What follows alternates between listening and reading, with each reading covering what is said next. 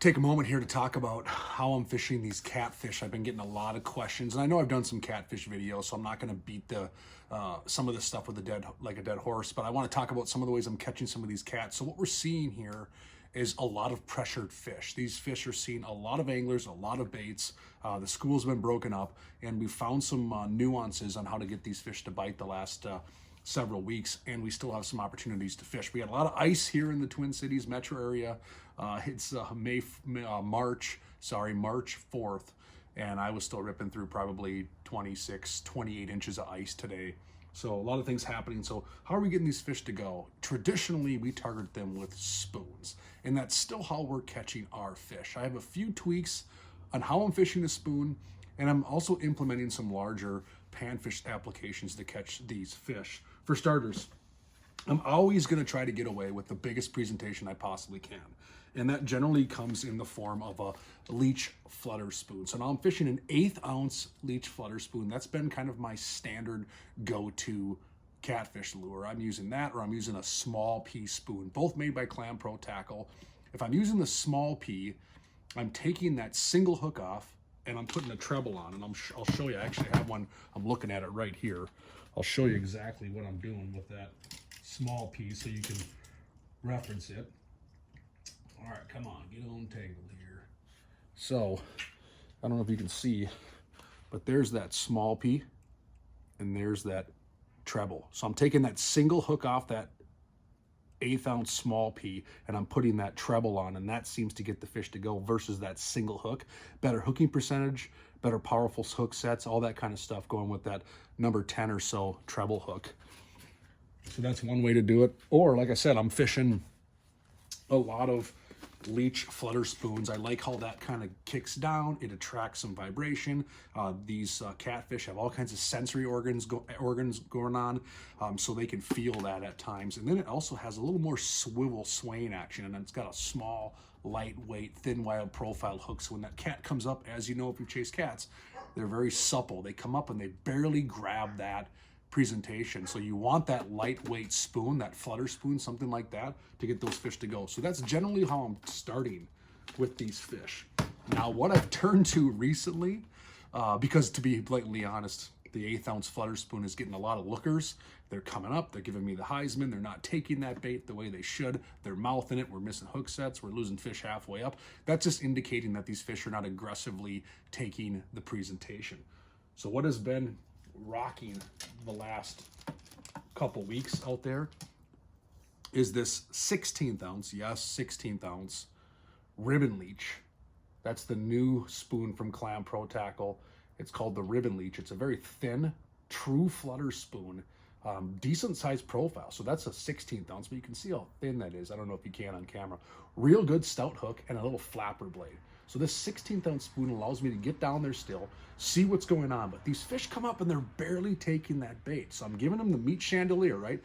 Minnow head, minnow head, minnow head, and putting this in front of their face. However, things have been weird. I've had to go down to a single minnow head lately to get most of these fish to bite. So just one minnow head, and you have to hold it still.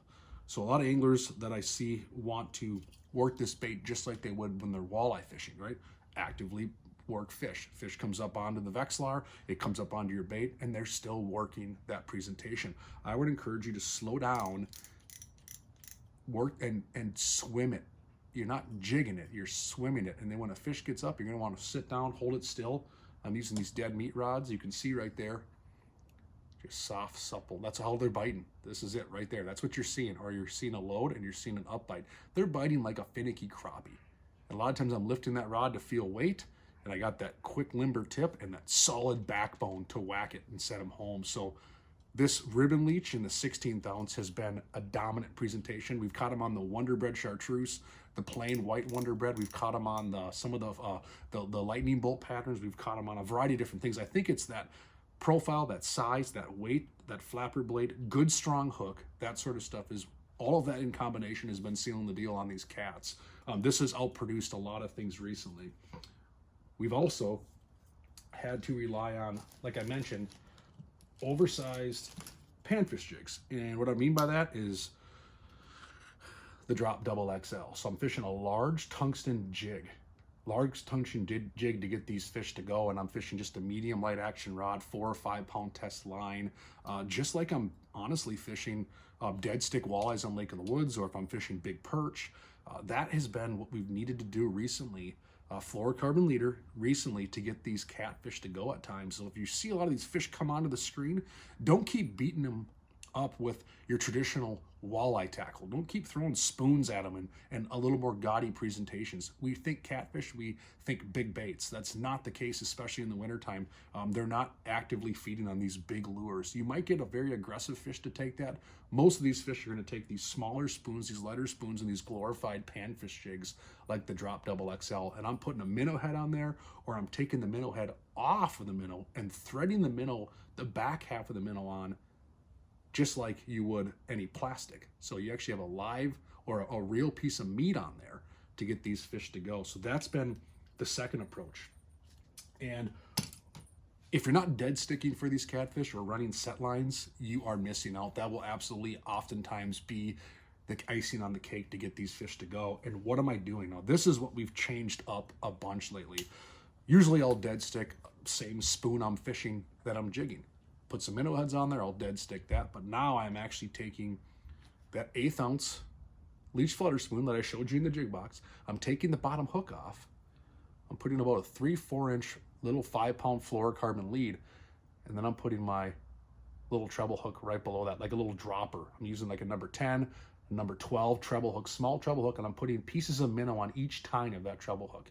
So now you can see, that's the weight. This is what this is doing in the water. That spoon's sitting there, they're keying in on that.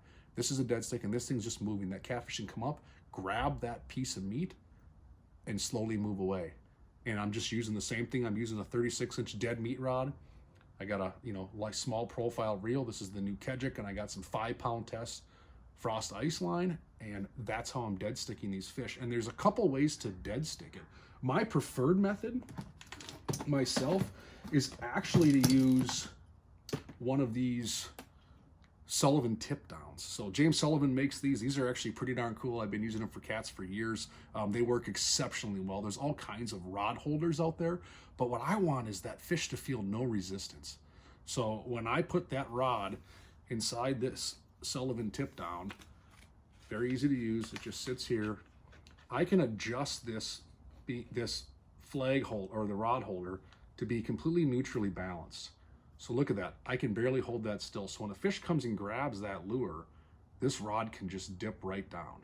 And you can see that flag start to move. And I can adjust this based off of how much tension I want to give that fish. Like today we had a little windier day, so I did back it off a bit so it has a little more room to play.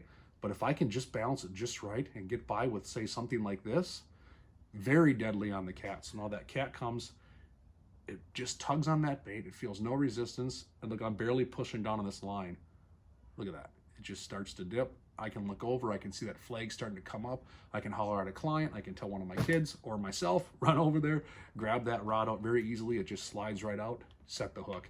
This has been my go-to tip down for sure. This combination has put a lot of cats on the ice recently. Or there's other things, other applications, just like your regular, everyone's seen these. They sit on the ice. Your rod sits in there, but now you're at the mercy of the rod tip. The rod tip needs a load. A lot of times the cat will feel that. We'll see it spit it out. That rod tip will bounce back up. It can feel more resistance. That Sullivan tip down gives that catfish the freedom to feel like it's just taking a bait, a piece of minnow, something neutrally buoyant. So I would encourage you to run that kind of setup. So this little dropper rig has been dynamite on the cats, and I probably just gave out one of my key secrets recently to catch these fish, because this is catching a lot of fish. Downsizing the spoons, going to a glorified panfish jig, and using that dropper setup on my set line, because they're coming up and they're picking up these spoons and they're spitting them out, or they're just looking at them and they feel any resistance, they don't want it.